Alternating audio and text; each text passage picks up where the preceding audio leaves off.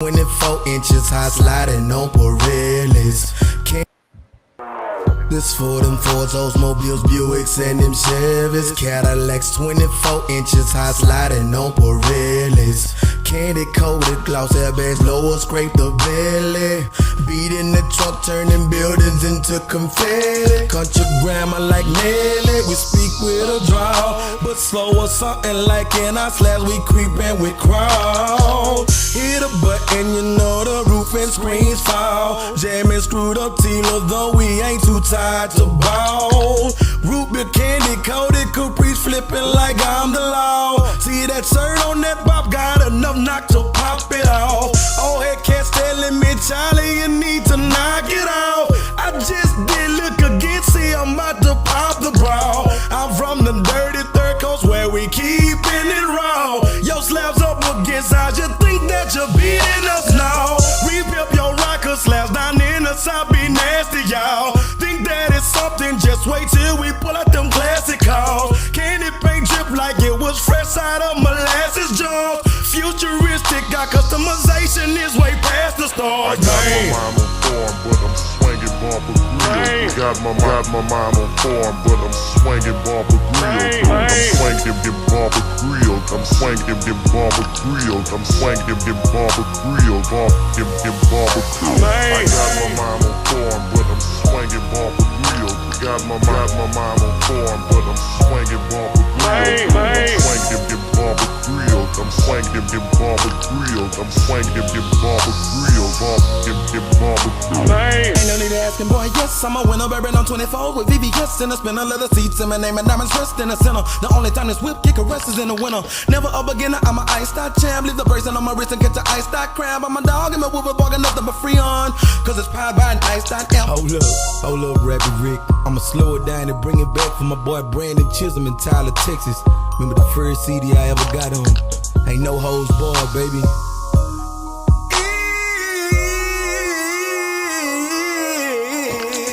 Ain't no need of asking, boy. Yes, I'm a winner. Bourbon on 24s with VVS in the spinner, leather seats, and my name and diamonds rest in the center. And the only time this whip get caressed is in the winter. Never a beginner, I'm a ice-stock champ. Lift the bracelet on my wrist and get your ice-stock cramp. I'm a dog and my woofers barking nothing but free on, cause it's powered by an ice-stock amp. Platinum princess cuts or invisible sex. Going up against us is like you're making it visible. Bet you can't see us. Envious niggas wanting to be us. Untamed, already out for the chain. You can't free us from the side. Platinum metal, VVS, diamonds in my swinging around in my slab, showing boys what we buy. Think you got anybody better? We'll put up your cheddar, then tell them Charlie boy said get up, go get them and bring them by. Dead's in the Lone Star State, hurting Calvin, motherfucker, everything is still great. Country boy not from the city, but me be making my way, because me grind and me hustle, me making my pay. From no ice to iced up, broadcast to priced up, me slanging CDs in the hood like me or selling white stuff. Multi-million-dollar in the price, keeping the white cup in the palm of me force, and the pound to draw the light up. Clean from head to toe, shine from my ear to my grill. Got pneumonia and got my day and keeping my chest on chill. Southern comfort, come down and see this how we live. Diamonds in our mouth, know what I'm talking about, the price.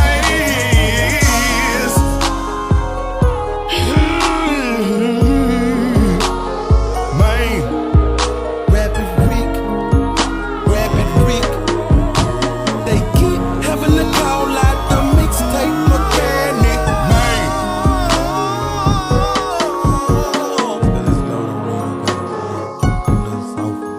No. That's why they call me versatile child. I try to give you a little bit of everything.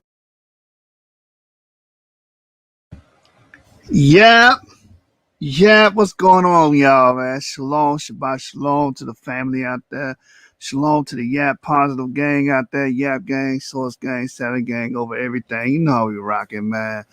We back at it. We back at it. We back in the kitchen and we cooking, man. I got y'all a nice little meal cooked up today. Today's topic is going to be centered around the curse of Canaan and how it was utilized to justify the enslavement of black people in America.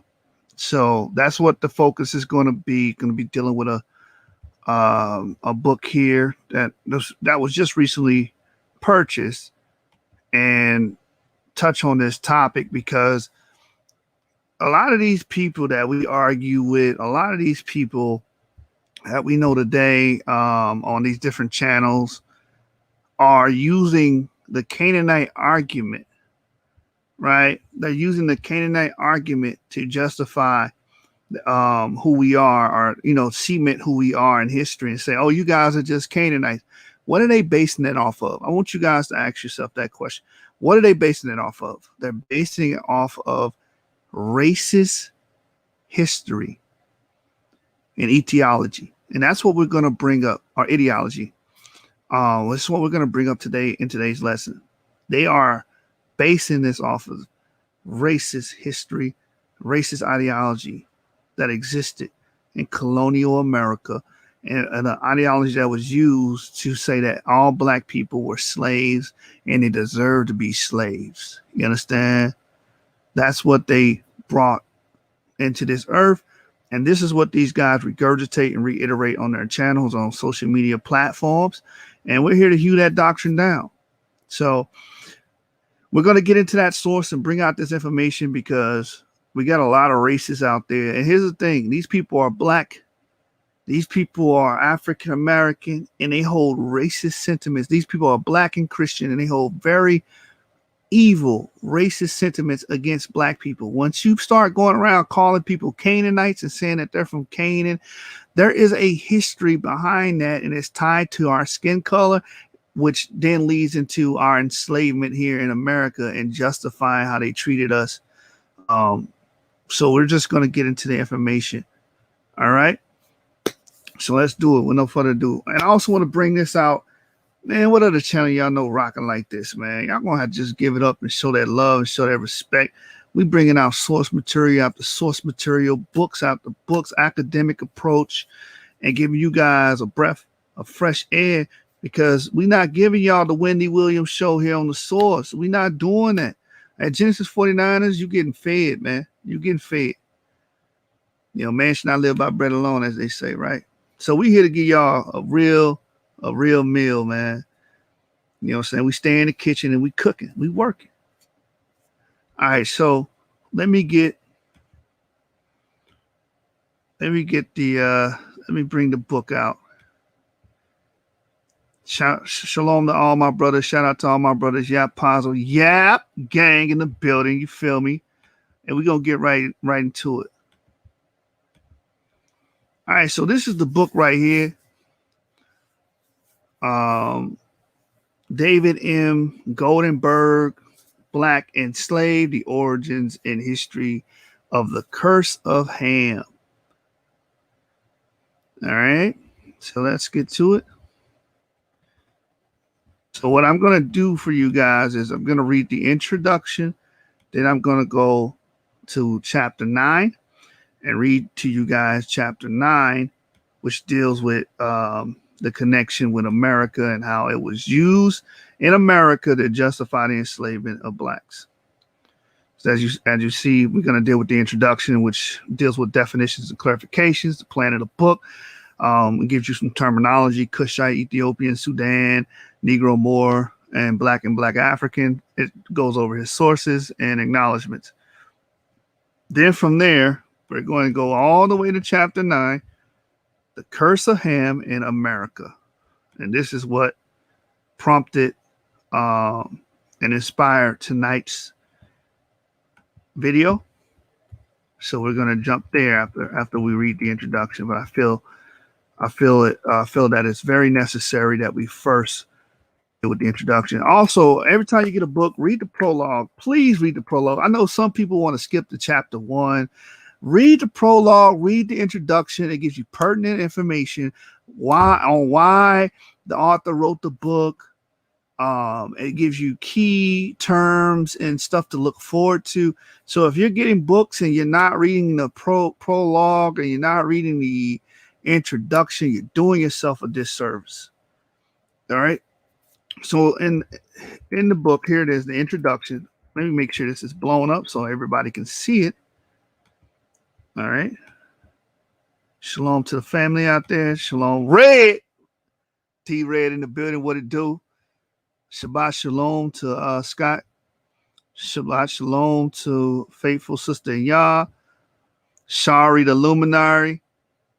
Shalom to that sister. Shalom to Maccabees. Yahia, shalom. Elkaim, you already know what's up. That yeah, man, you got to read the preface, man, or the preface. You got to read the preface to gain a better understanding and clarity on why the book was written and get, necessary tools to understand the book as you read through it. All right, so now let's get into it. It's blown up on the screen. Everybody should be able to see it.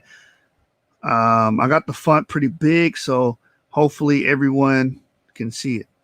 It said this book attempts to reconstruct a history of the curse of Ham, uncovering its origins and following its spread throughout history. The curse of Ham is an origins myth, ideology explaining the existence of black slavery. In the biblical book of Genesis, a drunken Noah accidentally exposed himself.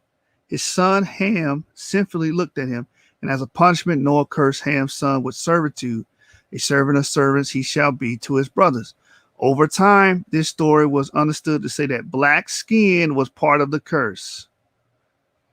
The idea that blackness and slavery are inescapably joined in that the Bible thus consigned blacks to everlasting servitude had its most notorious manifestation in antebellum America. So again, this is what we're going to be discussing tonight. It says where it provided biblical validation for sustaining the slave system, but addition of blackness to Noah's curse of slavery did not begin in America. The curse of Ham has long and involved in history. In this book, I attempt to unravel that history to trace the development of the curse and follow its course over time and space. So again, this is why you should read this. It gives you the reasoning why he wrote this book, and it gives you a narrative to follow. But most importantly, we see that this was used in antebellum America, where it provided biblical validation for sustaining the slave system. So what's happening here, like a lot of these UAs and modern Christians, you're using the same ideology that was used to justify the enslavement of our ancestors. This is not based off of demography, geography, genetics, or none of that. None of that proves that we're Canaanites.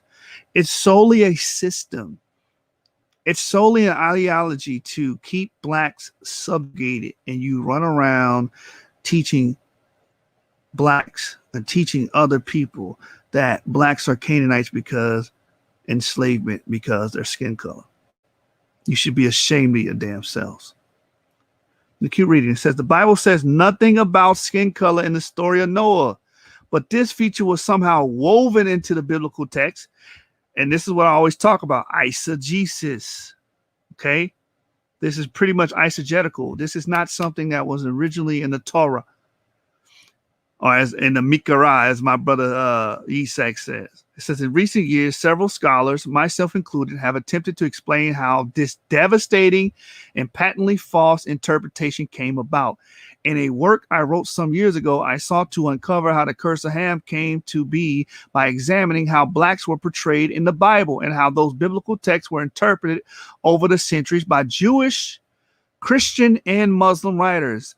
I examined how early views of race, color, slavery, and the related meanings assigned to the name of Ham were incorporated into perceptions of the black African, eventuating in the strange interpretation of Noah's curse.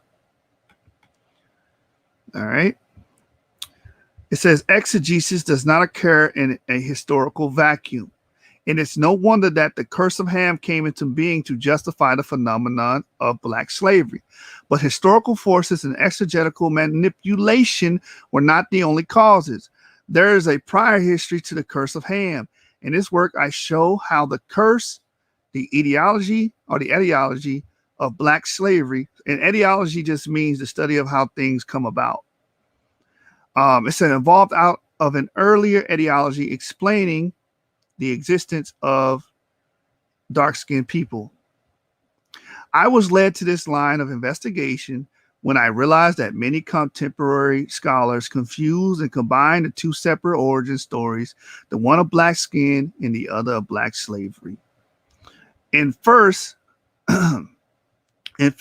part of this work, by means of a close reading of primary sources, I unraveled a separate exegetical and interpretive strands of Noah's story, uncovering their beginnings in the Near East and their reception and dispersion in Europe and America. I explain when, where, why, and how an original mythic tale of black origins morphed into a story of the origins of black slavery, and now in turn the second then supplanted the first as an explanation for black skin.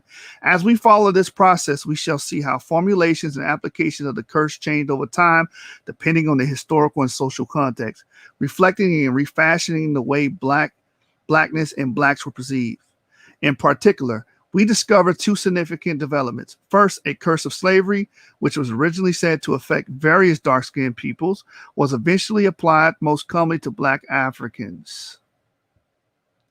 Second, blackness, which was originally incidental to the curse, in time became part of the curse itself. In second half of the book, I examine how and when the curse spread to Europe. David Bryan Davis once commented how there is little study of the transmission of racist ideas to Europe. He considered the Portuguese royal chronicler Gomes Inês de Serrara, 15th century, as the first in Europe to mention the curse of Ham. This is a common view followed by many investigating the subject. In this work, I show, however, that the transmission of the curse to Europe began well before Zerara, and it continued long after. I engage in this work with much trepidation and humility, for I venture outside the field of Jewish history and beyond the 8th century, the areas and times of my formal historical training. I can make no claim to thoroughness in discovering all relevant primary sources. Undoubtedly, there are more materials dealing with a curse of blackness or a curse of black slavery which have not found their course. This is all, not found their way into later historical studies, and of which I was not therefore aware. And of course, this is all the more true for material still in manuscript in various libraries throughout the world. Nevertheless, I believe that I have sufficiently mined the available sources, on the basis of which I can make the argument of this book. Definitions and clarifications. This book deals with what is popularly but confusingly known as the curse of Ham. It is confusing because it can have different meanings. Further confounding matters is that two other related terms, the Hamitic hypothesis and the myth of Ham, can also have different meanings. And in modern studies, all three terms are often used as synonyms for one another. Now, I want you guys to pay attention what the Hamitic hypothesis is, because a lot of times our ops, our opponents, will try to use the Hamitic hypothesis and say, okay, you guys are teaching Hamitic hypothesis. We do not teach the Hamitic hypothesis. And I'm going to prove to you with the statement that's about to be read. We teach that we come from Shem. We teach that Shem brought forth culture and innovation into Africa and other parts of the world. We do not teach that Ham did it. So there's no way in the world that we can possibly be proponents of the Hamitic hypothesis. If anything, it's a Shemitic hypothesis where we show that E is connected to Shem, and they brought in Proto-Afro-Asiatic agriculture, metallurgy, and stuff of that nature, urbanization, okay? They sowed the seeds of civilization. If you've been following my channel, you pretty much know that material by now. All right, so it says here, let me get the book back up. It says here, the Hamitic hypothesis properly refers to the now discredited theory of physical anthropology that any civilizing tendencies, cultural advances, or technological improvements found in Black Africa derive from a non-Black people known as the Hamites. So first of all, we don't teach that. This is what you tell these people. We don't teach that The technological advances and improvements and civilizing tendencies and cultural advancements don't come comes from a non-black people. We don't teach that, and we don't teach that they were Hamites. So this is a quick cut for anybody that's trying to stick us with the Hamitic hypothesis or saying that we are proponents of it. We are not.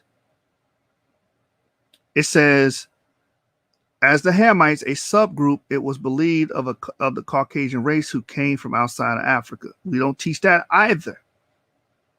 All right, let's keep reading. It says, perhaps the most quoted statement of the theory is that by the anthropologist C.G. Seligman, who wrote in 1930, the history of Africa south of the Sahara is no more than a story of the permeation through the ages, in different degrees and at various times, of the Negroes and the Bushmen by Hamitic blood and culture. The Hamites were, in fact, the great civilizing force of Black Africa.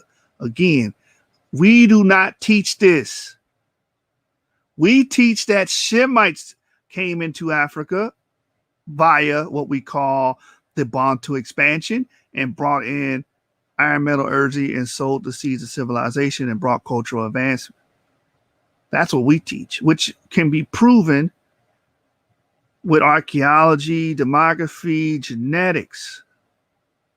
What they were teaching, in the early 19th, 20th century, 18th century, was purely based off racism. Okay? It does not comport with history at all. It says, in his book, Black Folk Then and Now, W.E.B. Du Bois countered this hypothesis, which he described succinctly. Africa had no history. Wherever there was history in Africa or civilization, it was of white origin. And the fact that it was civilization proved that it was white, which is a circular argument he was pointing out. And so we don't teach that here at all. Israelites do not teach this. So again, all of our opponents from the other side of the aisle, they have to chill on that. But if they do try to throw the Hamitic hypothesis on you, this is how you respond. First of all, we don't teach that we're Ham. We don't teach that civilization was brought into Africa by Ham. Secondly, we don't say that these were white people that came into Africa and pushed civilization. So it's incompatible with what we teach. Let's keep reading. The myth of Ham has been used to mean almost anything. In the myth of Ham in 19th century American Christianity, where my UA people at, Sylvester Johnson employed the term to mean that the belief that blacks descended from the biblical Ham. So as we're going to find out that this is largely a Christian trope. Oh, you're black. You come from Ham. There's no way you can. Oh, you say you're a Jew. There's no way you're black. You should be a descendant of Ham. Y'all seeing where this stuff coming from, right? The son of Noah. Others use the term synonymous with the curse of Ham. St. Clair Drake used it to refer to the Hamitic hypothesis. This study will not be concerned with the Hamitic hypothesis, nor for the purpose of clarity will I use the term myth of Ham. The curse of Ham is sometimes used broadly in modern writings to designate a punishment, whether or not a curse is invoked, of black skin imposed on Ham without any relationship to slavery. So many of these people, this is my commentary, many of these people that are invoking the false equivocation of Hamites and all black people, solely doing it on the backdrop of black skin being a curse. But as I have proven on my channel time and time again, all extant populations of humans, meaning all surviving humans and hominins on the earth, descend from black people. All of them. The earliest fossil we find in the Levant is black. The Cro-Magnons are black. We showed you Neanderthals were black. We're showing you all of these groups. Chetamans population was black. The Ibero-Maurusians were black. We're showing you that. So clearly, just because you got black skin does not mean you come from Ham. That's common to all of humanity. Let's keep going. It says, this is not how the term is used in this study. The curse of Ham as used here, it refers to belief that Based on the story of Noah's cursing in Genesis 9, blacks have been afflicted with eternal servitude. In other words, the divinely sanctioned combination of black skin and slavery. This belief comes in various forms. It may assume that although the Bible restricts the curse of slavery to Canaan, his father Ham was included in the curse, that Ham is the ancestor of blacks, or that Canaan is that all dark-skinned peoples were affected, or just black Africans were. The blackness began with the curse, or that the one curse was already black, that Noah issued two curses, one of slavery and one of black skin, or that black skin was a consequence of the curse of slavery. The one constant is based on the biblical story. Blacks have been cursed with servitude for all time. So when anybody says you're Ham, and then you respond, how do you know that? They say, well, look at you. It's a racist backdrop to that. It's a racist ideology that many of these Christians were supporting. Let's keep reading. It says, in this study, I use the term curse of Ham without distinguishing these various forms of the curse, with one important exception. Since I attempt to explain how blackness and servitude were combined in interpreting the biblical narrative, it is important to determine whether blackness was believed to have its origin together with the biblical curse of slavery, or whether the one cursed with slavery was black before the curse was imposed. If Ham/Canaan was perceived to have been black before the incident of Noah's drunkenness, the subsequent curse cannot be seen as an ideology of dark skin, which ideology again just means to explain, right? Or the root cause of, okay? So the crucial aspect of this study is the distinction between the two ideologies of blackness and slavery and the subsequent combination of the two. For the sake of precision, therefore, I use the terms dual curse or dual curse of Ham, only when blackness is believed to be part of a consequence of Noah's curse. If, on the other hand, Ham or Canaan was considered to have been black before Noah's curse was uttered, or if it's not clear when blackness entered the story, the term curse of Ham alone will be used. This usage differs from that in some modern scholarship where dual curse is used as equivalent to curse of Ham, that is the combination of blackness and servitude without differentiation as to whether blackness preceded Noah's curse or resulted from it. All right, this is a plan in the book. It says, I begin the study by pointing to a confusion in modern scholarship between an ancient rabbinic ideology of black skin and a biblical ideology of slavery.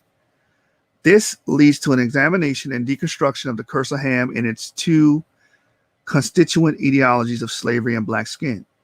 I then reconstruct the curse by examining how, when, and why a story of black origins was grafted onto the biblical story of slavery's origins.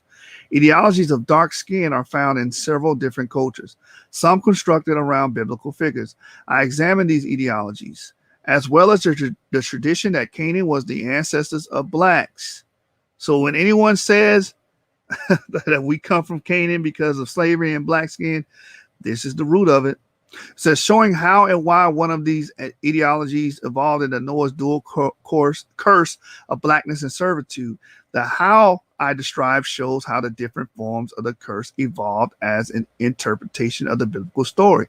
The why explains how historical and social forces gave birth to the different variations of the curse, finally resulting in the dual form, reflecting not only an association of blackness with servitude, but a disparagement of black skin itself. The evolution of dual form of the curse against its historical background is traced from its origins in the Near East to Christian Europe, and from there to America, chapter 9, which is what we're going to deal with tonight. It says, eventually, the dual curse of Ham became a much relied upon ideology, explaining the origins of African skin color irrespective of slavery, replacing other ideologies as the cause of blackness. This resulted in the confusion and conflation of the rabbinic ideology of black skin and the biblical ideology of slavery, which returns us to my initial discussion at the beginning of the book. I show how the confusion of modern scholars between the two ideologies had its beginnings in the 16th century. Having seen how the curse was eventually used to explain African skin color, irrespective of slavery, I then look at other dark-skinned peoples to whom the curse was applied. Chapter 11. The penultimate chapter explores the curse within the conceptual context of meaning of blackness. A concluding chapter summarizes the results of the study. The work is supplemented with 3 appendices and 5 excursus. The appendices list occurrence of the curse of Ham in European and American sources, and the related curse of Cain in both Europe and America. The first excursus is concerned with the question of whether in the rabbinic ideology of blackness, Ham was said to have had sex with a dog, as alleged by some. The second explicates a different passage in the history of the Muslim historian Tabari, dealing with the curse. The third examines the claims of some Canaan was black or the ancestors of blacks.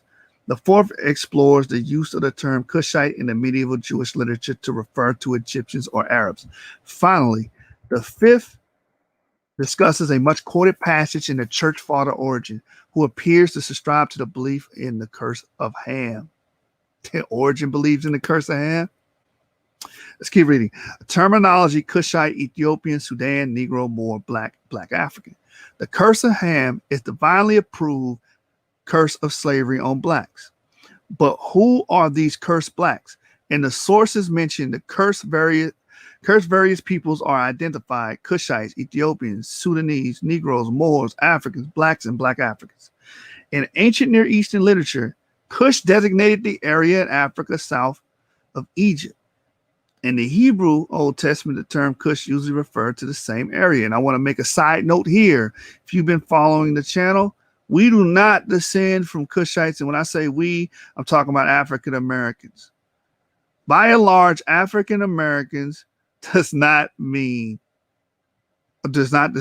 from ancient Cushites. We have proven on the channel that Cushites would be AM13, haplogroup A and B. And also, we don't all descend from haplogroup A. There's no proof of that. To show that, because that may be someone's talking point, we're going to go to the book DNA Genealogy. In the book DNA Genealogy, first, I want to show you that we don't descend from haplogroup A. Let me go to page 83. Page about 103. We'll go back to 103. I want to go to 83. And I'm going to show you in Clyasol's work, which I quote Clyasol quite a bit. I like the brother's work because he doesn't play by the rules, so to speak. All right. He's not a get along to go along guy.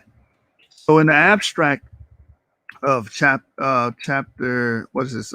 Part 2, re-examining out of Africa theory and the origins of Europeoids, Caucasoids in light of DNA and genealogy. And if you've been watching, you know who the Europeoids are. In our model, Europeoids would be Japhites.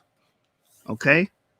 But he says something very interesting. I'm not going to read the entire abstract, but I have the abstract that I want to bring out in the highlighted portion. It says, defining that the Europeoid haplogroups did not descend from African haplogroups A or B is supported by the fact that the bearers of the Europeoid haplogroups, as well as all non-African haplogroups, this includes DE, do not carry either SNPs or SNPs, M91, which is a haplogroup A marker, P97, M31, P82, M23, M114, P262, M32, M59, P289, P291, P102, M13. Ancient Cushites were haplogroup AM13. Mesolithic Kush or Northern Nubia, they found the genes, they found the DNA there, they exhumed the corpse, they sequenced the genome, and majority of the skeletal remains there were AM13. These will be your Hamites. We are not related to Ham. We do not descend from these people. We don't carry the same SNPs or mutations. How do you know you descend from a group? Is your genomic sequence would have these mutations. A haplogroup is nothing more on your Y chromosome than an accumulation of mutations. So if we descend from these people, we should see these mutations. We do not. We don't see M13. We don't see M171. We don't see M118. So we don't all descend from haplogroup A. That's one. And B, we're not related to these people directly. We don't descend from the same paternal ancestors. So when you're dealing with haplogroup D and haplogroup DE, this is a different paternal lineage that comes from a different male ancestor. I hope y'all follow.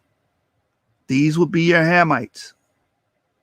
It says haplogroup A and its subclade SNPs, or M60, M181, P90. This is haplogroup B and its subclade SNPs. We do not have any of these haplogroups. All right. I also want to bring this out as well.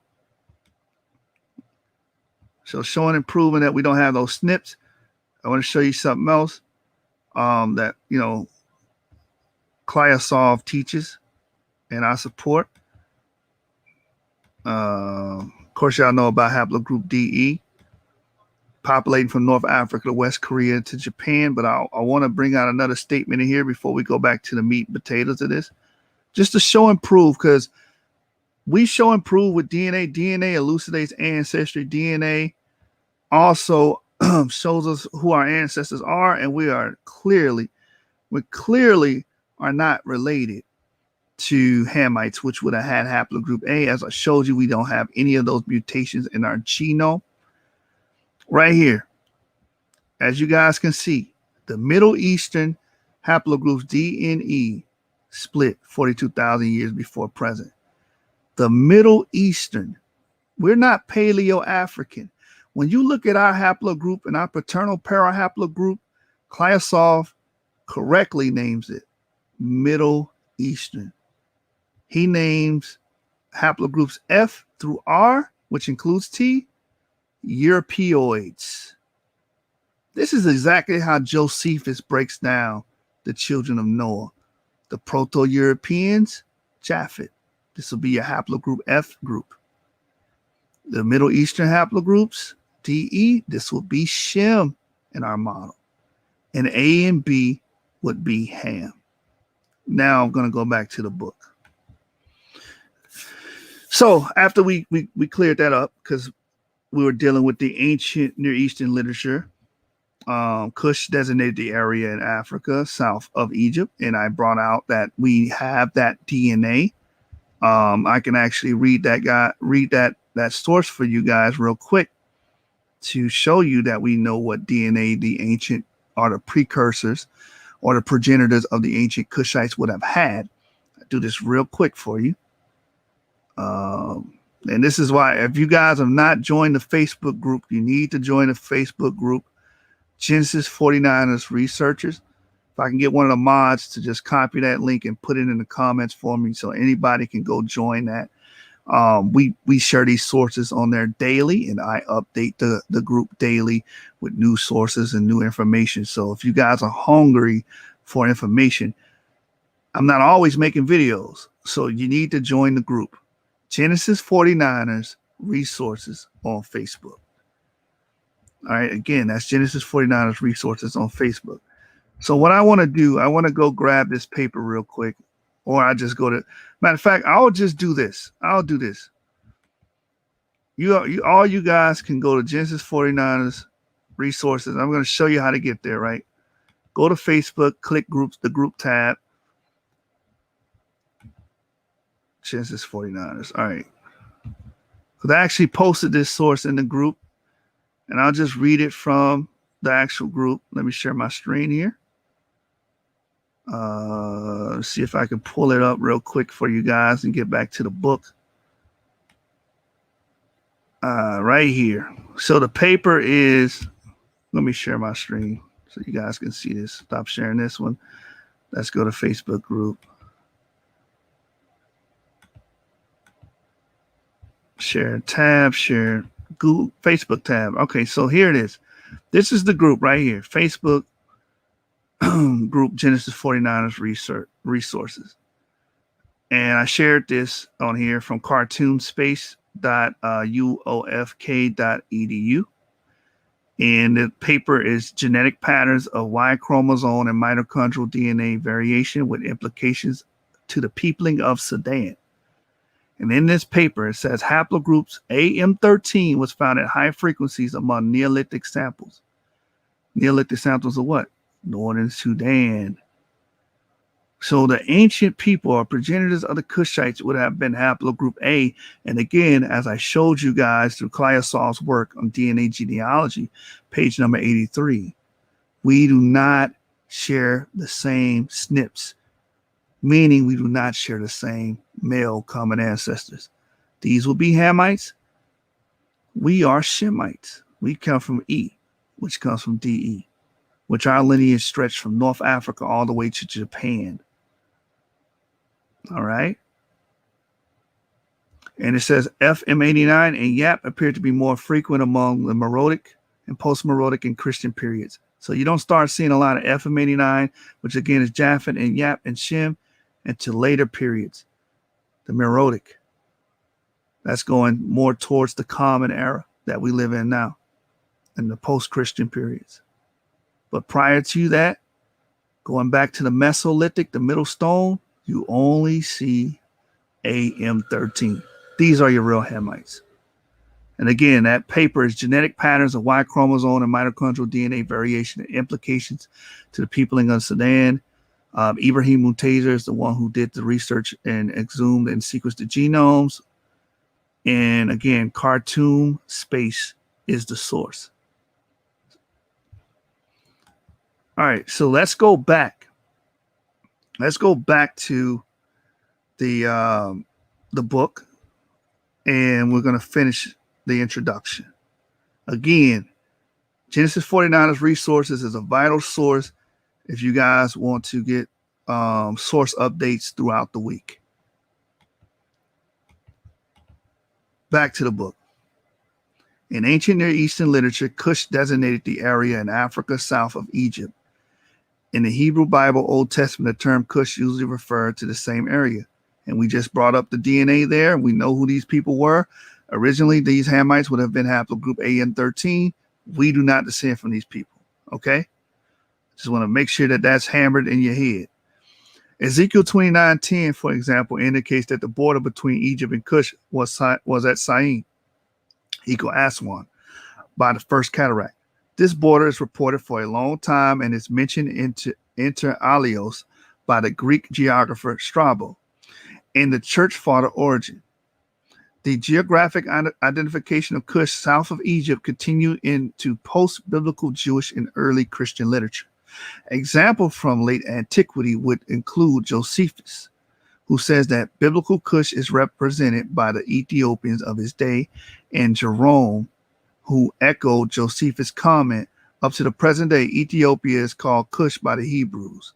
In Muslim sources, we find that the same identification of Cush as the area of Africa south of Egypt. All right. In the Greek translation of the Hebrew Bible, which began in the 3rd century BCE, the term Cushite was rendered Ethiopia, Ethiopia.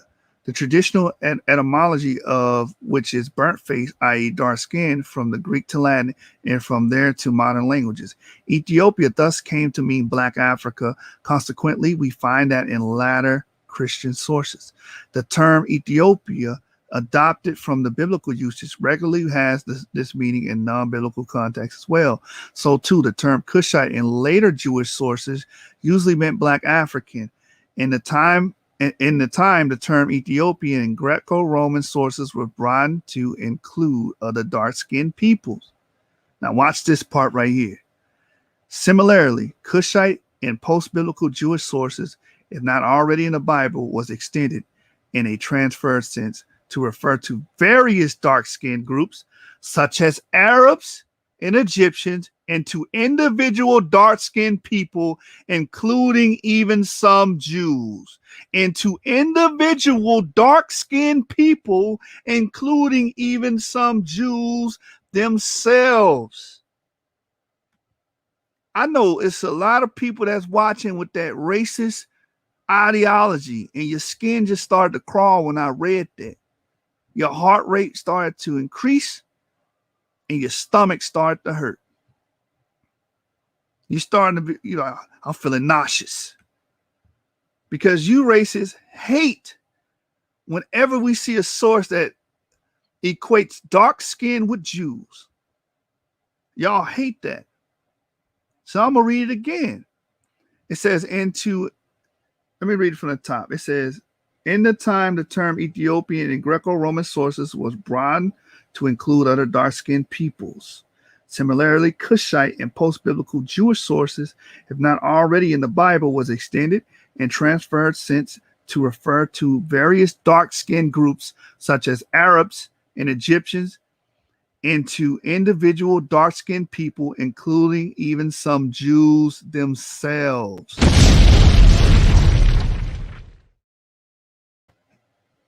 All right. I know I sent somebody to the hospital with that one. Let me go down to the annotations here. It says, regarding dark-skinned Jews, the names Ethiopia and Aswad, both meaning black, recorded on Jewish tombstones of the late 1st century BCE to early 1st century CE.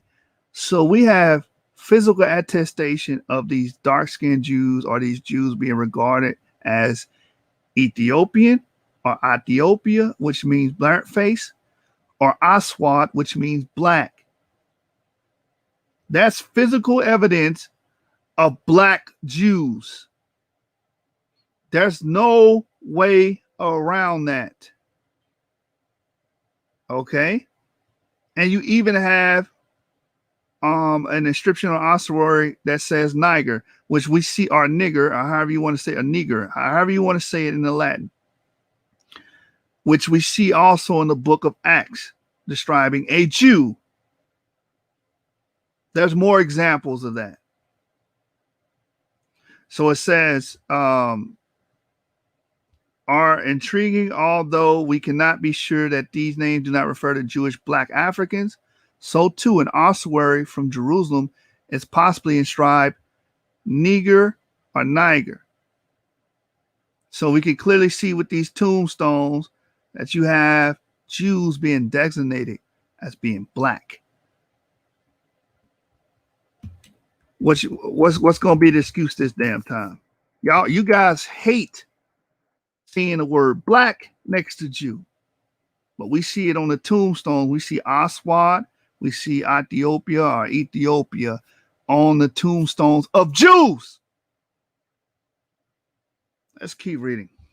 The same ambiguity applies to other terms mentioned in this work.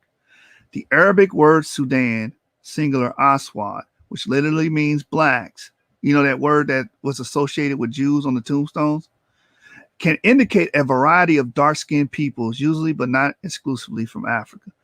Negro and black, found in late medieval and early modern European literature, also cannot always be identified with a specific ethnic group or geographic location. Rather, the term indicates color, and that the color encompasses a range of dark skin, including dark brown to medium brown. Although Negro and black usually refer to black Africans, they were also used to describe the natives of the New World, East Indians, and others. And this also kills that Ham means all the progenitor of all dark people, when we can clearly see there's multiple groups that are dark skinned. You can't just pin that on one individual or one group.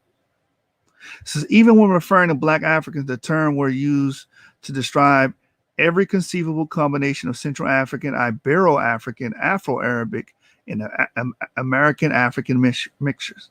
More originally referred to someone from the Roman province of Mauritania in Northwest Africa. In the Middle Ages, the term came to indicate the North African or Berber Muslims who had conquered Spain, and later any Muslim. In addition, by extension of skin color and geographic contiguity, more was applied also to non-Muslims in the Western Sahara and Sub-Saharan Africans as well. For example, the anonymous Pseudo-Jerome Christian work, The Cosmography of Atticus Eyster, we have seen the Moors, Morenos, Ethiopian Africa, the offspring of Ham from Cush and his descendants. Similarly, a 13th century illustrated manuscript of Alfonso the Wise Contingas depicts a number of black African figures who are always identified as Moors. Sometimes the terminology is made more specific with the term black Moor or blackamoor to distinguish the sub-Saharan Moor from the North African Moor. In short, all these terms, Cushite in Jewish sources, Sudan and Arabic sources, and Negro, black, black African, Ethiopian, Moor, and Christian sources are ambiguous in meaning. They usually refer to darker skinned Africans, but not exclusively so. This being the case, how in this study can I speak of black with any degree of clarity? Furthermore, from the viewpoint of physical anthropology, the term black or even black Africans as designating a particular racial group has no validity. There is no such reductionist racial essence that can be subsumed under these terms, and yet the terms continue to be used in the wider world to indicate different populations from sub-Saharan Africa. Similarly, in the medieval and latter sources investigated in this book, these terms refer to sub-Saharan Africans, although as I said, this is not always the case. It's usually so. My uses of the term black in this study, therefore reflecting the sources being discussed, refers to sub-Saharan darker skinned African unless otherwise indicated. All right, let's deal with the sources. The source upon which this study is built derive from Christian, Jewish, and Muslim authors.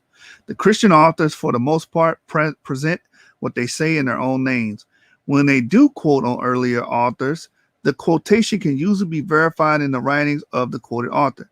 The Jewish and Muslim sources, on the other hand, often transmit traditions in the names of earlier sages, sometimes going back centuries, which often cannot be confirmed because we do not have the earlier writings or because these traditions were never put into writing but were handed down orally. This is what I was talking about on Clubhouse. I know everybody wasn't privy to this conversation, but a lot of that racist rhetoric that sounds like medieval racism starts to formulate and matriculate in Jewish doctrine around the 9th century.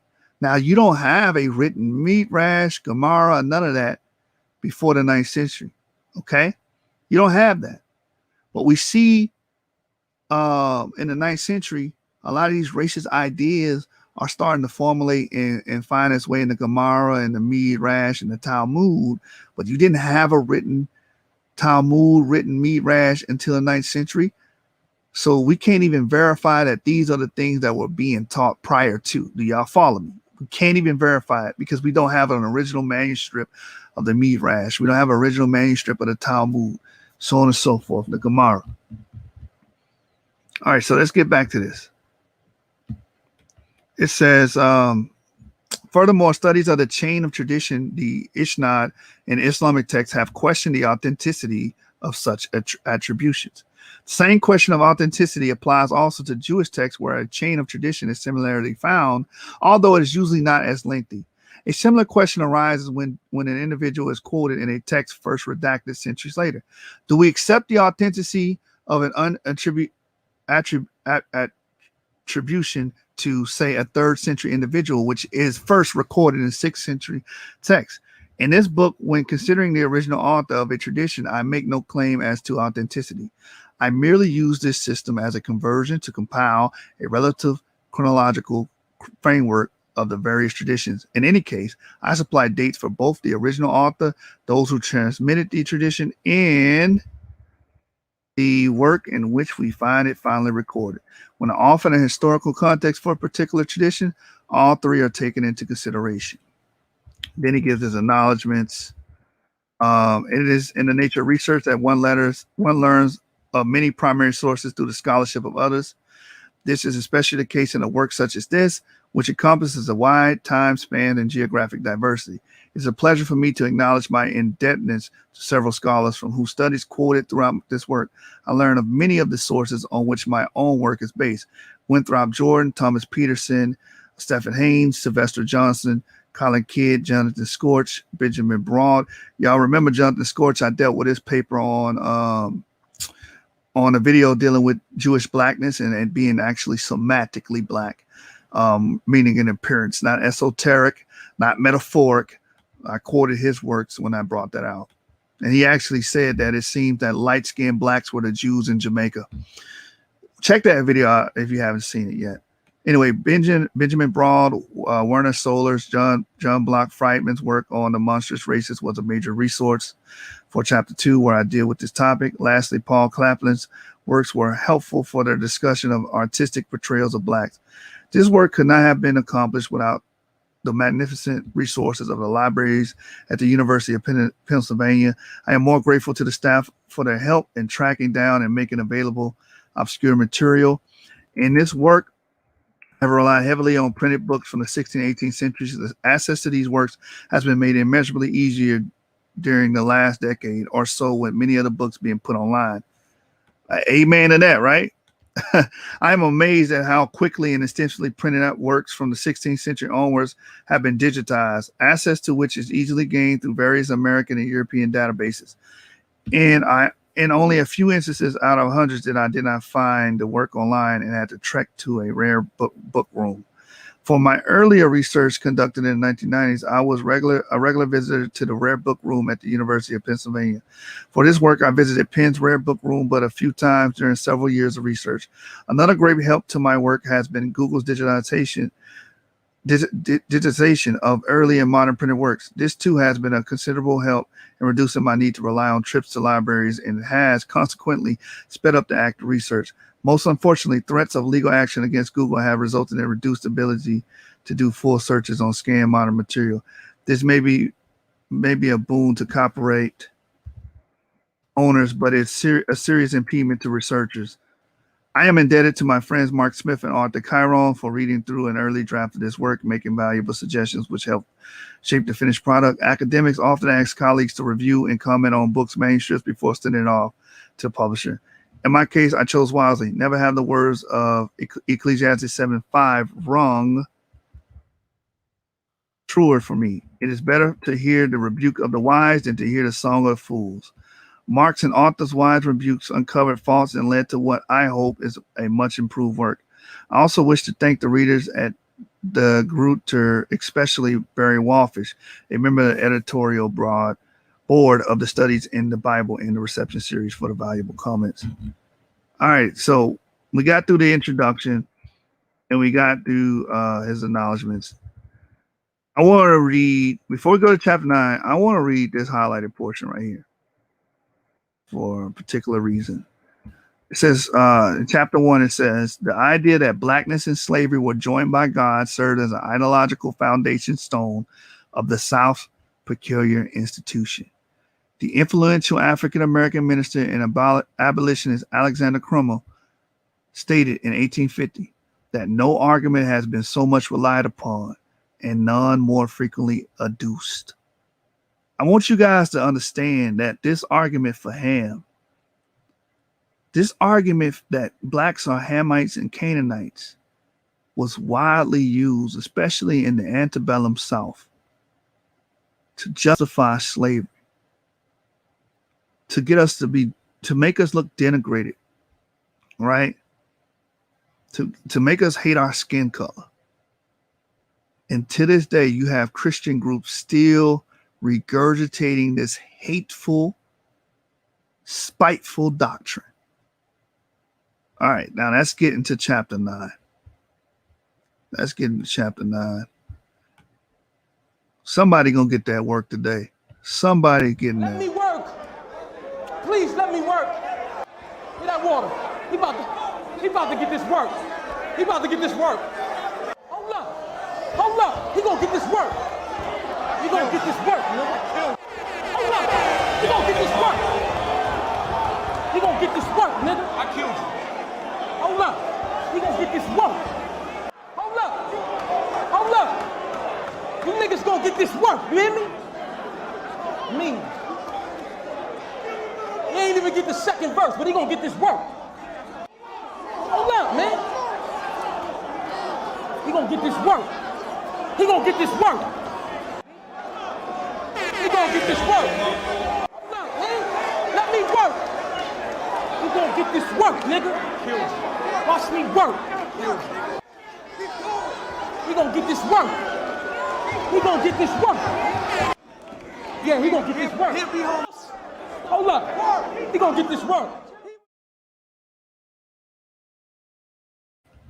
All right, all right. Yes, indeed. Yes, indeed. Yeah. Well, all my brothers to sound off, man. We about to get into it. Curse of Ham in America. So I want everybody that's watching this to realize the doctrine, the hateful, spiteful doctrine that made you disparage your skin color is being regurgitated to this day by Christian groups. Think about that. Black Christian groups are regurgitating, oh yeah, we're Hamites, we're Canaanites. This is why we were enslaved. Like, this is what they're teaching. And examine what we teach on our channels. We teach that we are Shemites. That's something special about our bloodline. And that we actually contributed to humanity as a whole because we introduced and sowed the seeds of civilization in the Neolithic Revolution. But they want to reduce us to a curse of Ham and a curse of Canaan, which has its roots in medieval Christendom and racism,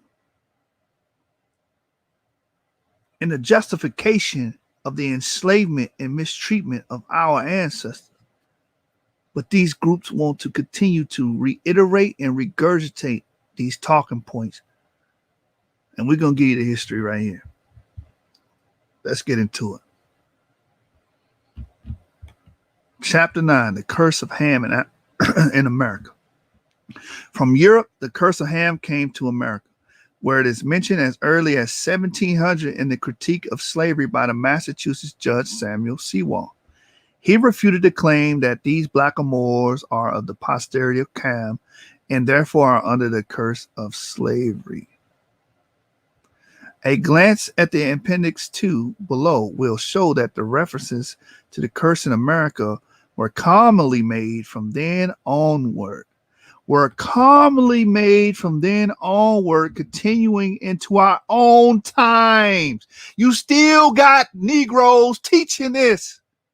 UA, Vocab Malone, James White, these people are still teaching this.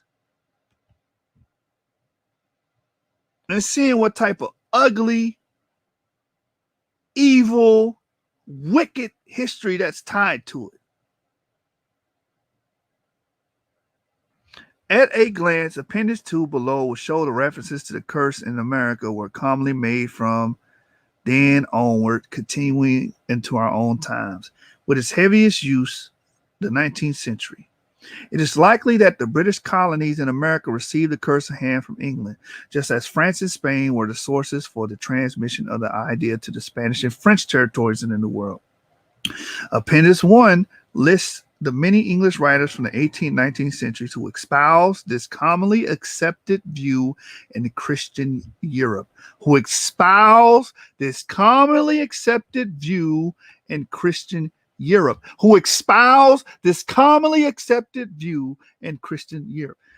Once you learn this history, why in the hell would you continue to reverberate this in the earth? When you find out the use behind it, the reason behind it, and who actually supported it. Why? Because these people are racist them damn selves. I don't care what skin color they are, they racist, and they're latching on to a racist ideology. It says, and it should not occasion surprise if the curse came to Anglophone America along with its English settlers. Some have thought that in addition there may have been another source. We saw earlier that the Swiss Orientalist Johann Heinrich Heidegger and the French Orientalist Bartholomew Herbelot quoted Arabic sources for the curse of Ham idea. We saw as well that the French Benedictine Augustine Calmet in turn quoted Herbelot in his Dictionnaire de la Bible. Calmet was then quoted by Thomas Newton, Bishop of Bristol and chaplain of King George II, who was in turn quoted by the American clergymen Philip Schaff and James Sloan. The line of transmission was thus: Herbelot, Calmet, Newton, Schaff, Sloan, Thomas Peterson, thought that Newton was referring to Calmet's dictionary with its curse of Ham quote from the Arabic source, which thus played a role in the transfer of the curse idea to America. Whitford, however, has shown that Peterson was mistaken and that the Newton was actually quoted from another of Calmet's works. His commentary on the Bible, Commentaire, literal Sartor. I can't speak French, so I'm going to skip that part. Basically, a commentary of the New Testament. It said, in this work, Calmet did not mention the curse, but argued for reading Genesis 9:25 as curse be Ham, father of Canaan, rather than the traditional curse be Canaan. Newton's argument that the verse should be read as a prophecy and that the prophecy was directed against Ham became very influential in American thought. But as Whitford said, it did not refer to the dual curse of Ham. It is possible that Newton's quotation of Calmet's Commentaire led people to Calmet's other work, the Dictionnaire, in which the Arabic source for the curse is mentioned. Newton himself referred to the Dictionnaire elsewhere in his works. Perhaps we can see a similar use of both of Calmet's work in an anonymous article examining the legality and explicitity of keeping slaves, published in the May 1758 edition of the American Magazine and Monthly Chronicle for the British colonies. There it is stated that Ham's whole race in the person of Canaan in his posterity Noah cursed and predicted of slavery in subjection under the offspring of Shem and Japheth, upon which, as an Oriental fable reports, their skin became black on a sudden. The reference to Noah's prediction presumably indicates a reliance on Calmet's Commentaire, and the reference to the Oriental fable, possibly also the expression on a sudden. A reliance on Calmet's other work, the Dictionnaire. In any case, the Dictionnaire was very popular. Having gone through several editions in both in original French and in its English translations, which was widely available in America, it was also translated in Latin and the major European languages. Benjamin Browd writes that the article on Ham's Calmet's Dictionary was the single most important statement on the curse ever published because of the authoritative character and the longevity of the book. If it is thus possible that Calmet's Dictionary played a role in transmitting the curse of Ham to America, there is, however, little direct evidence to support this claim. Thus far, I found only one writer who quoted the dictionary directly for support of the idea, the anonymous author of the African Servitude, When, Why, and By Whom instituted, 1860. Be that as it may, the curse of Ham found a ready home in America where it was regularly relied upon. Its popularity is seen not only by those accepting its veracity, but also by the number of those who felt the need to reject it. Arguments against the curse were made from various positions. Most, like Sewall, argued on scriptural grounds that Canaan, not Ham, was the one cursed by Noah, and Canaan was not considered to be the ancestor of blacks. The Quaker Ralph Sandiford, like others, argued against those holding that Canaan was the black ancestor, pointing out that the Canaanites had been destroyed according to the Bible and no longer existed. Others used moral reasoning in an essay published by Benjamin Franklin in 1762, but written some years earlier. The Quaker John Woolman contemptuously dismissed the curse of Ham argument this way. It says, to suppose if the right that an innocent man shall at this day be excluded from the common rules of justice, be deprived of that liberty which is the natural right of human creatures, and be a slave to others during life on account of a sin committed by his immediate parents, or a sin committed by Ham, the son of Noah, is a supposition too gross to be admitted into the mind of any person who sincerely desires to be governed by solid principles. So as we're seeing, we had certain proponents that were against this Hamite lie and Hamite myth that was trying to be, it was being pushed, and it was common in early America to justify what? The enslavement and the treatment of our ancestors. It says right here, in a clever place, an anonymous African-American, 1859, relied on logic and humor. He said, we know it's customary to quote the curse of Canaan against us to prove our blood contaminated. But Noah's curse could not have amounted to much as against us, especially seeing that both Asiatic and European branch of his family have repeatedly been in servitude. And I want to stop there and give commentary on that. And that's another dagger to anybody saying, well, oh, all we have to do is look at people being in servitude. Well, wait a minute. A lot of people, the Slavs were in servitude. You understand? The Yamnaya came in and subjugated the early people of Europe. And we can go on and on and on and invoke these. The Han dynasty put many of the locals of East Asia into servitude. So servitude is not an automatic genetic marker that ties you to the sons of Ham or Canaan. That's what this brother was bringing out in 1859. He was poking holes in a flawed theory. Let's keep reading. The author went on to speak of the curse of Canaan for Ham's sins. This was a very doubtful justice, to say the least of it, and concluded that Noah had no right after a drunken carousal to curse anything except the wine that had fuddled him. The argument that Noah's drunkenness invalidated his curse was leveled by other African-American writers as well. Samuel Ringgold Ward, who escaped slavery with his parents and became a newspaper editor, minister, and advocate for abolition, wrote in 1855. I know that curse be Canaan is sometimes quoted as if it came from the lips of God. Although, as Reverend H.W. Beecher says, and as a record reads, these are but the words of a newly awakened drunken man. There was about as much inspiration in these words as there might have been anything said by Lot on the two very disgraceful nights in his existence. As in Europe, the dual aspect of the curse is commonly found in America. Perhaps the most extensive description of the physiological changes caused by this aspect of the curse was written by Nashville publisher Buckner Payne Ariel.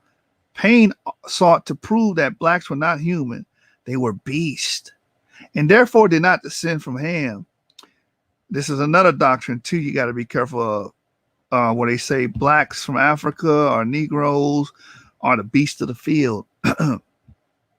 And this is what Ron Shields was trying to show us. Divine Prospect was bringing this out years ago because people will run to the Zondervan where the Zondervan says Ham is the father of all the African nations or something to that effect, but not the Negroes. And most people are like, oh, it says not the Negroes there because they know the Negroes are Shem. Actually, the Zondervan was actually calling back to this doctrine here that we're not even of Ham, Shem, or Japheth, we're the beast of we are the beast of the field. So you have to be mindful of that doctrine as well. That was being taught. It wasn't as popular as the Hamite doctrine, but it was being taught. All right, so let's get back to the reading. It says, in setting out his arguments, however, he first took notice of the prevailing errors now existing in all their strength and held by the clergy and many learned men to be true, among which was the curse of Ham, which he described this way: the curse denounced against him, that a servant of servants should be unto his brethren, and that this curse was denounced against Ham for the accidental sin of his father Noah naked, that this curse was to do so and did change him, so that instead of being long, straight-haired, high forehead, high nose, thin lips, and white, as he then was, and like his brothers Shem and Japheth, he was from that day forth to be kinky-headed, low forehead, thick lip, and black skin, and that his name and the curse affected all of this. Just as the curse of slavery was refuted by different arguments, so too was the curse of blackness. Some resorted to scientific arguments.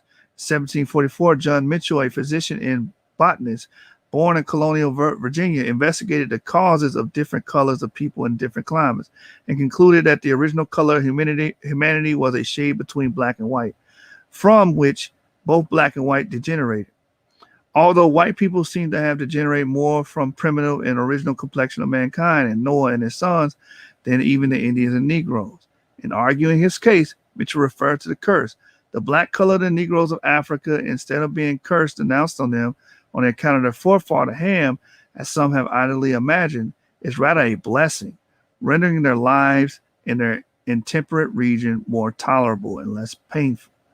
Perhaps the best refutation of all, as it is often the case, was by the use of satire. In his story, The Fall of Adam, 1886, the biracial American novelist and short story writer Charles Chestnut has brother Lehigh Gatson say regarding the color of blacks: I be fletching the subject over a long time and asking about it, but nobody seems to know nothing certain about it. Some say that it's the curse of Canaan. I'm reading this because this is how it's written. It says, but I never couldn't understand about this here curse of Canaan. I can't see how the Lord could turn anybody black, yes, by cursing them. Because for I find the church that was for the war, I used to curse the overseer. So basically saying I don't see a curse turning anybody a different color because I used to cuss at the overseer when I was a slave. That's what that says. And he didn't, I guess he's saying he didn't change no damn color. It says on all Mar's plantations awful bad when he wasn't there. And all the darkies on the plantation used to cuss him. And it didn't make at least changes in his complexion. All right. So like I said, that was supposed to be satirical from ex-slaves saying that, hey, if a curse changed your skin color, could they think cussing the same thing? The slave master should have had their skin changed. All right, let me keep reading. It says different refutations of the curse are indicative of its popularity, especially of the dual curse variety. Of the 80 instances listed in Appendix 2 below, where the curse is mentioned during the 18-20 centuries in America, 18th through the 20th centuries in America, only 8 understand blackness as preceding Noah's curse. 40 believe or record the belief that it originated in Noah's curse, to which number we can undoubtedly add many from the large amount of ambiguous cases. Belief in the dual curse is depressingly seen in its acceptance even among some black slaves. From 1936 to 1938, the New Deal program, known as the Federal Writers Project, employed workers to conduct interviews with former slaves. The WPA Slave Narrative Collection. Among the interviews, a few mentioned the curse, among which is the statement by Gus Rogers, a former slave from Alabama. You know, miss, Noah had 3 sons, and when Noah had got drunk on wine, one of his sons laughed at him, and the other 2 took a sheet and walked backwards and threw it over Noah. Noah told the one who laughed, your children will be hewers of wood and drawers of water for the other 2 children, and they will be known by their hair and their skin being dark. So, miss, there we are. And that is the way God meant us to be. We have always had to follow the white folks and do what we saw them do. And that's all there is to it. You just can't get away from what the Lord said. And you know what's crazy about this? That this ex-slave said this and he believed it and adopted it from these Christians that was, pretty much bludgeoning him with this. To this day, you still have descendants of slaves going around teaching this. Yeah, I'm a Hamite, and this is why this happened. I'm a Canaanite. This is why this happened. Now you see the root. Now you see where this comes from. All right, which is crazy because they don't want to claim Shem, but they want to claim this racist, hateful, disparaging doctrine. That's what they want to claim. Think about that. This is what they were leading our people to believe this. That we deserve to be subjugated and that our skin color is a curse. Like this ex-slave was believing. He believed being dark, having dark skin, was the result of a curse. Let's keep reading. It says, another former slave, Lizzie Grant, after giving some details of her life, I was born in Dunbar, West Virginia in the year 1847 and was owned by Ellis Grant, cousin to the great Grant that was the Northern General, told the WPA interviewer. You know, son, we have been servants to the rest of the world ever since old Noah's son laughed at his father's nakedness, and God turned his flesh black and told him for that act his sex would always carry a curse, and that they would be servants of the people as long as this old world in its present form remained. As you can see, these slaves were indoctrinated. Where did they learn this from? These Christians. Who are we hearing this doctrine from now? Modern Christians. They are regurgitating this doctrine of Ham and Canaan. And they're teaching our children this, that you are a Hamite and you were enslaved because of that. And not only that, you are black because of the curse from Noah. Let me keep reading. It says, in America, as in Europe, the popularity of the dual curse is a reflection of the increasing denigration of dark skin. Let me read that again. In America, as in Europe, the popularity of the dual curse is a reflection of the increasing denigration of dark skin. This is dramatically seen in the description of the curse of blackness by James A. Sloan, which easily rivals Emmerich's vision in its vilification of the black. Sloan, a Presbyterian minister from Mississippi, wrote in 1857, Ham deserved death for his unfilial and impious conduct. But the great lawgiver saw fit in his good pleasure, not to destroy Ham with immediate death, but to set a mark of degradation on him. All Ham's posterity are either black or dark colored, and thus bear upon their countenance the mark of inferiority which God put upon the progenitor. Black, restrained, despised, bowed down are the woods used to express the condition in place of Ham's children, bearing the mark of degradation on their skin. So when we see, and this is my commentary, y'all, this is not the book. When we see people teach this today, these are the sentiments that come with it. Because if you're saying that your skin color is the result of a curse, you're saying that your skin color is a negative thing because you got it and gained an attribute and physical trait through the act of a curse. And a curse is negative. It's denigrating. So this is what we see here. So why is the UA teaching this? Why are you people like G. Khan teaching this, LaRon teaching this? They are spewing racist rhetoric. Let's keep going. Emmerich's portrayal was informed by the Christian interpretation of biblical black personalities as representing evil and sin, which I discussed in an earlier work and briefly reviewed below in chapter 12. The minister Sloan was presumably also aware of the exegesis, but the intensity of Sloan's description seems to me to go beyond an exegetical interpretation of blackness and reflects the reality of how the black African was perceived in the American South. So when we're reading about antebellum South and the treatment about the Dixiecrats, and them trying to hold on to slavery after the Union wanted to end it, this is why. This was a key component to why. Because they were pushing the curse of Ham, and they believe we deserve to be enslaved.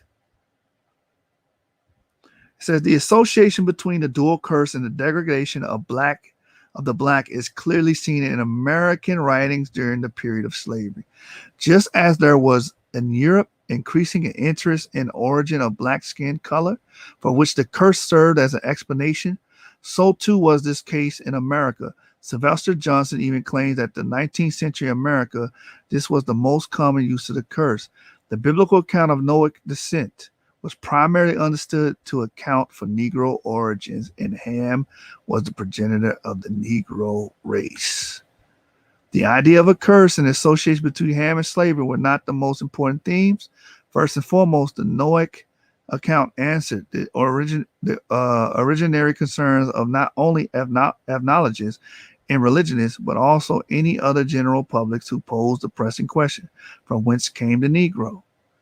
But I question the assertion, for I find the majority of those resorting to the curse in America do so to justify black slavery.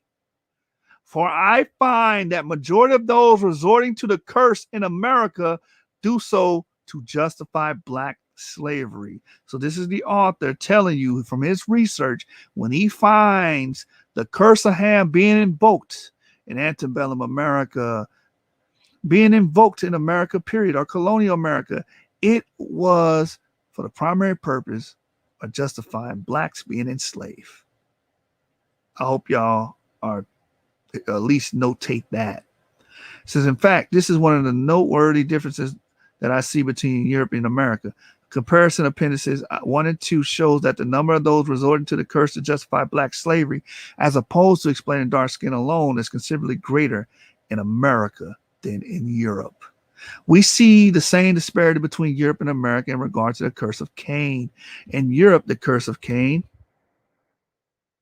overwhelmingly cited to explain blackness, not black slavery. In America, it was also used as often to explain and justify black slavery. The role of black slavery in America and the importance of biblical justification for it are reflected in these statistics. Earlier, we looked at medieval examples of the belief that God darkened Cain, who became the ancestors of blacks. According to the biblical account, after Cain killed his brother Abel, God put an unspecified mark on Cain so that no one who found him would kill him. Genesis 4:15. Some interpret that mark to be dark skin. From the early 17th in through the 18th and 19th centuries, we commonly find the idea in European and American writings. And it even continued into the mid-20th century as an argument for segregation. Unlike the story of Noah's curse of Ham/Canaan, the biblical story of Cain says nothing about slavery. Consequently, those who would wish to bind blackness to slavery needed to introduce the element of servitude. And they so primarily by arguing that Ham married into the line of Cain, or that Canaan was of the lineage of Cain. Now you see why you see doctrines like this. Oh, Cain's lineage lives through Cain or Canaan. All of this was a justification of black slavery, enslavement just because someone was black. Oh, well, Cain has a mark, he's black. Oh, Canaan was cursed, he's black. Matter of fact, that was a result of the curse. So being black is a bad thing. This is what was being taught. This was the reasoning behind it. Mari, that's not the subject of today's topic. Stay on subject. Let me keep reading. It says the marriage connection between lines of Cain. Where are we at? Right here, my bad. Other explanations were also advanced. Some who associated Cain's presumed mark of blackness with slavery merely asserted that association without specifying how it came about. The marriage connection between the lines of Cain and Ham is not mentioned in the Bible. It is strained reading into scripture, which served to support the institution of black slavery.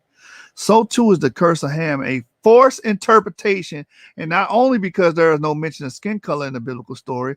According to the Bible, Canaan was the one cursed with slavery, but Canaan was neither genealogically nor geographically related to black Africa. A common argument of the abolitionists and anti-slave writers was precisely that. In the Bible, only Ham's son Canaan was cursed with servitude, while blacks descended from another of Ham's son Cush, as one writer, Jacob L. Stone, wrote. The supposed prophecy consigning the African race to bondage is founded upon a demonstrable mistake.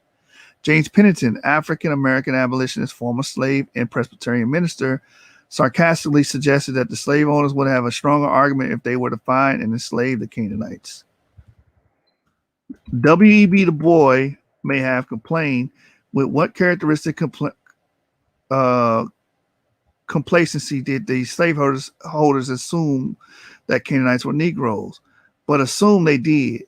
The reason is obvious. It justified and supported the institution of black slavery, since it was Canaan who was cursed with slavery in the Bible, making him black underscored the connection between blacks and servitude. So W.E.B. Du Bois is showing again that Americans were invoking the curse of Canaan to justify black slavery. In American writings, especially, one can see the emphasis on Canaan. Some examples would include an incorrect reference to Thomas Newton's dissertations on the prophecies in the Annals of Congress of 1818. This very African race are descendants of Canaan. David Lee Child, a Massachusetts abolitionist, explaining the slave's position, the curse pronounced upon Canaan, which was still clinging to the poor Ethiopians, his descendants. The southern eccentric John Jacobus Flournoy, another race of blacks, the Canaanites. The Baptist minister from Virginia, Thornton Stringfellow, Canaanites are Africans.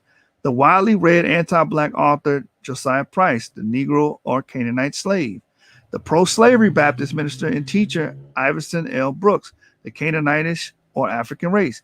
The Tennessee Methodist minister Samuel Davis Baldwin, Negroes are of the stock of Canaan, a section entitled Negro Type from Canaan.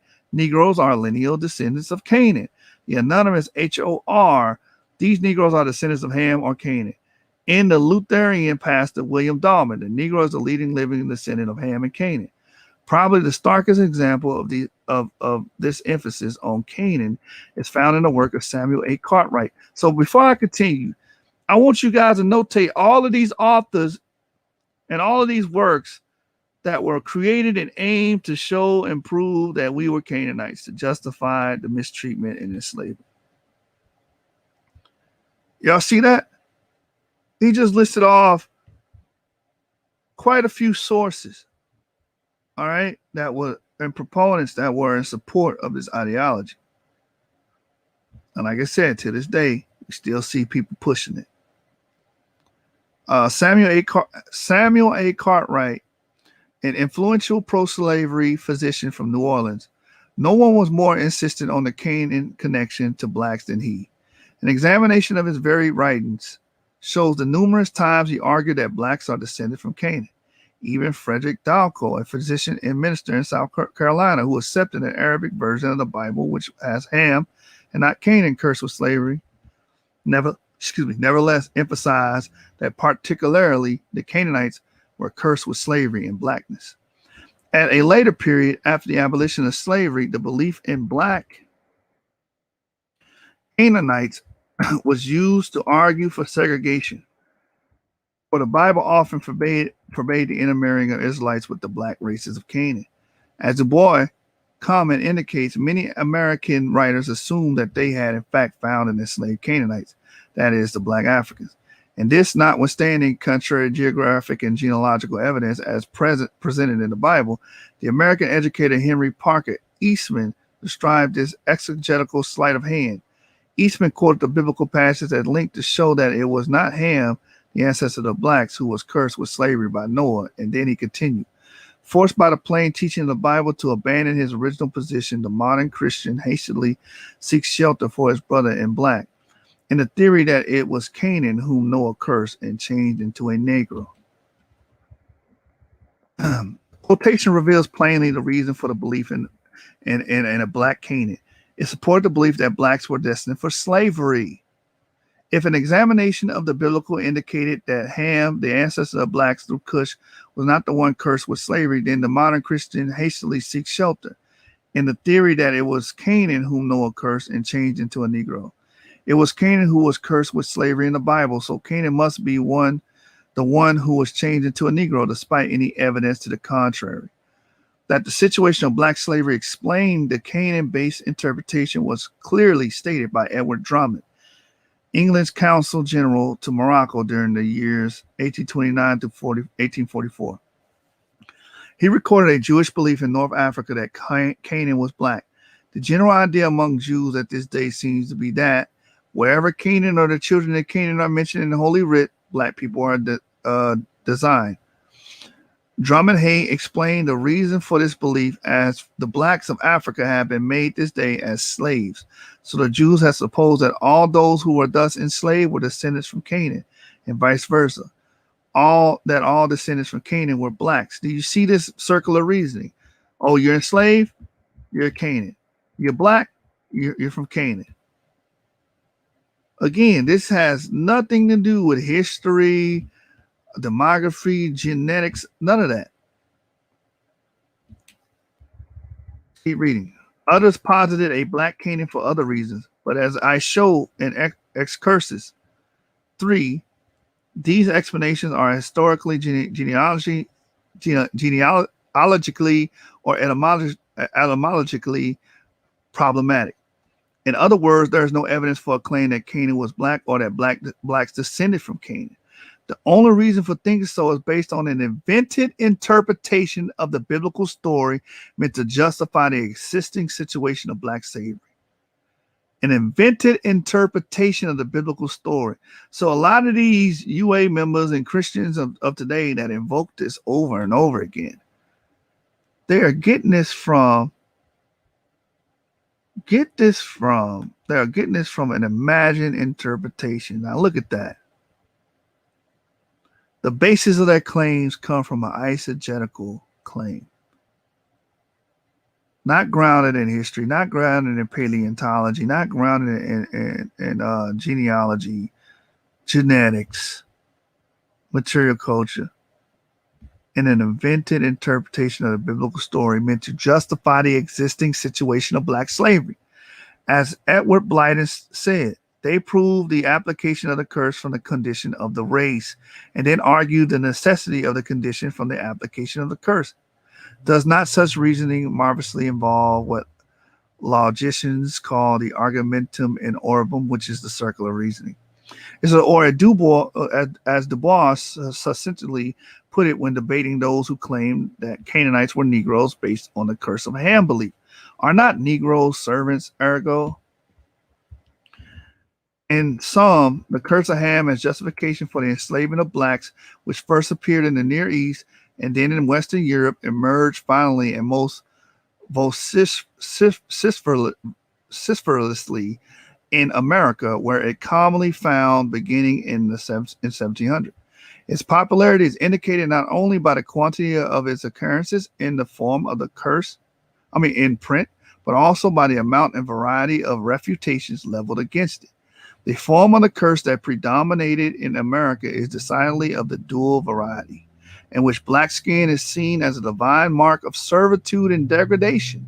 The symbolism of the color black had long been associated with evil, and Christian exegesis of the Bible had transferred that symbolism from abstract notions of color of black to human beings.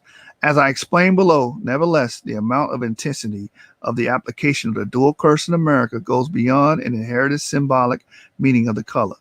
It reflects and justifies rather the social situations of blacks in the country during the era of slavery and the Jim Crow period.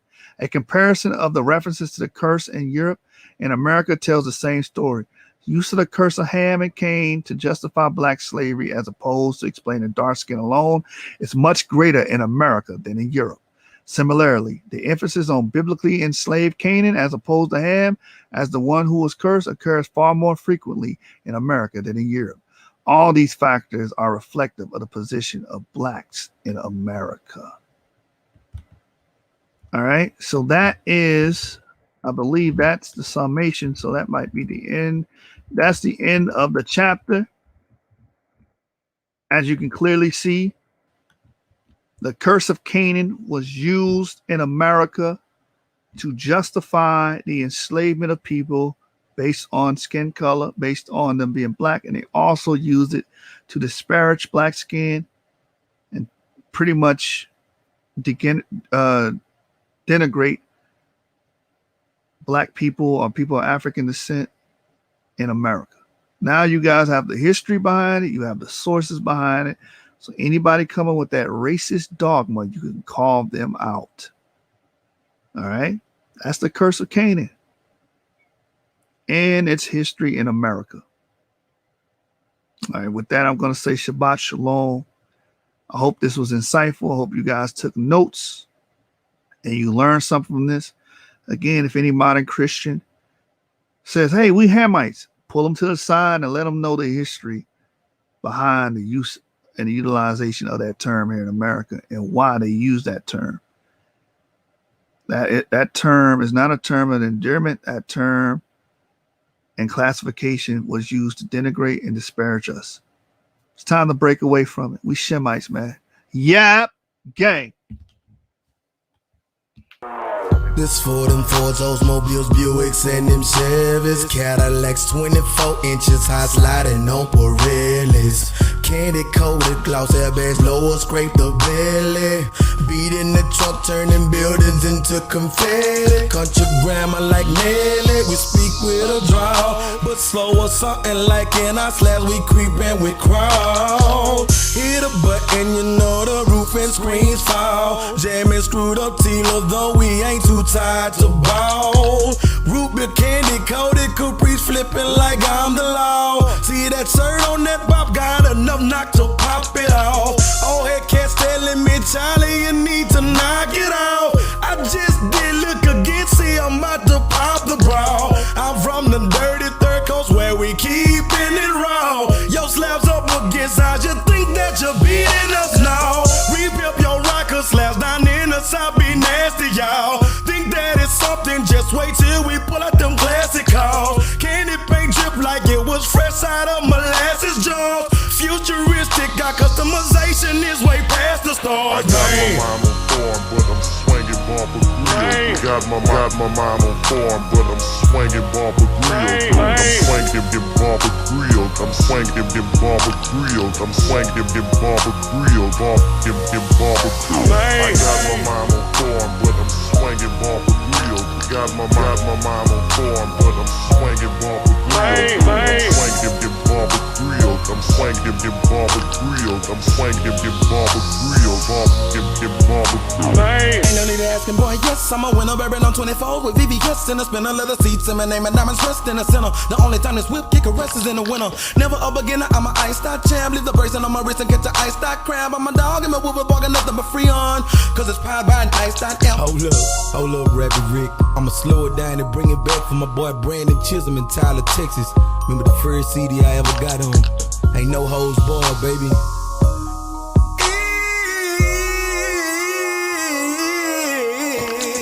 Ain't no need to asking, boy, yes, I'm a winner. Bourbon on 24s with VVS in the spinner. Leather seats and my name and diamonds rest in the center. And the only time this whip get caressed is in the winter.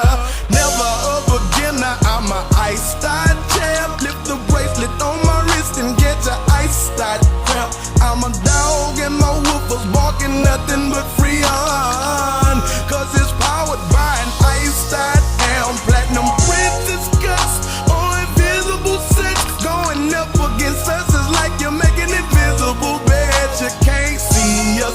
Envious niggas wanting to be us. Untamed already off of the chain. You can't free us from the side. Platinum metal VVS diamonds in my swinging around in my slab. Showing boys what we buy. Think you got anybody better? We'll put up your cheddar. Then tell them Charlie boy said get up, go get them and bring them by.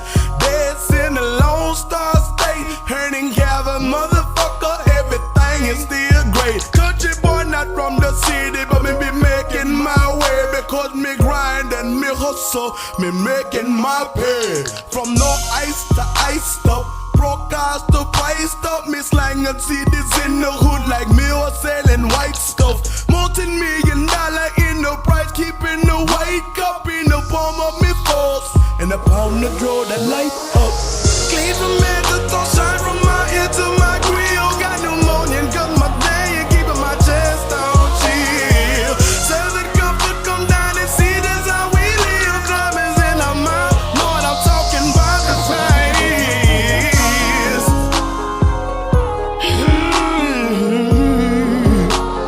Man, rapid freak.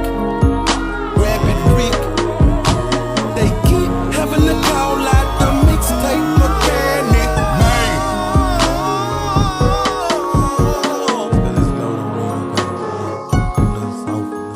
No. That's why they call me versatile child. I try to give you a little bit of everything.